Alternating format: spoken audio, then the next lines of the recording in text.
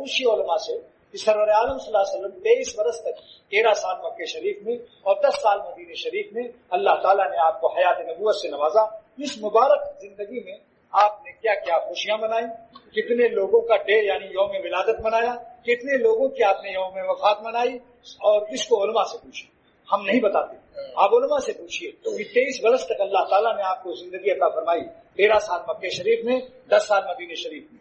کتنے نبیوں کی آپ نے ڈے منائی ہے, ڈے یعنی موت کا دن. ابراہیم علیہ السلام سے بڑھ کر آپ سارے نبیوں میں سب سے زیادہ محبت آپ کو ابراہیم علیہ السلام دیتی ہے, اسی لیے درود شریف میں بھی آپ نے ان کو رکھا.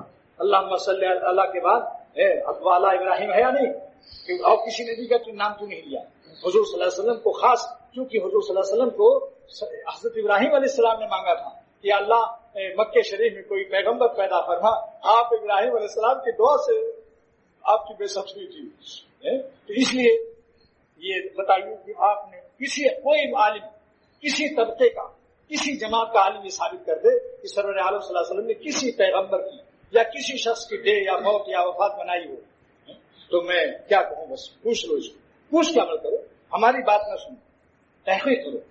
ایسے ہی صحابہ کرام, حضرت صدیق اکبر رضی اللہ تعالیٰ عنہ نے 2.5 سال زندگی پائی, آپ نے کون سا دن منایا کسی؟ جب سے یہ چیزیں شروع ہو گئی تو وہ یومیہ ہو گئی. ارے ہر سانس ہماری حضور صلی اللہ علیہ وسلم کے لیے, آپ کی ولادت شریفہ, آپ کی حیات طیبہ پر ہماری ہر سانس فدا ہونی چاہیے. ہر صبح, ہر شام, ہر وقت ہمیں ان کو یاد رکھنا ہے. ایک ظالم شاعر کا شعر یاد آ گیا, وہ حیدرآباد دکن کا تھا, اس کا نام تھا شجیع, شین جیم یا عین.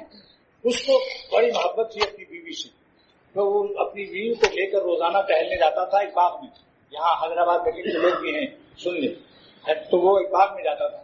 اس کے بعد پھر بیوی جو ہے وہ چلی گئی اپنے ماں باپ کے یہاں, میکے جس کے معنی مائی کے یہاں. تو اس دن اس کو جب بیوی نہیں ساتھ تھی تو جہاں جہاں وہ گزر رہا تھا اپنی بیوی کے بارے میں یہ شعر پڑھ رہا ہے. شجیع آج تنہا چمن کو گئے تھے, شجیع آج تنہا چمن کو گئے تھے, بہت ان کے نقش قدم یاد آئے.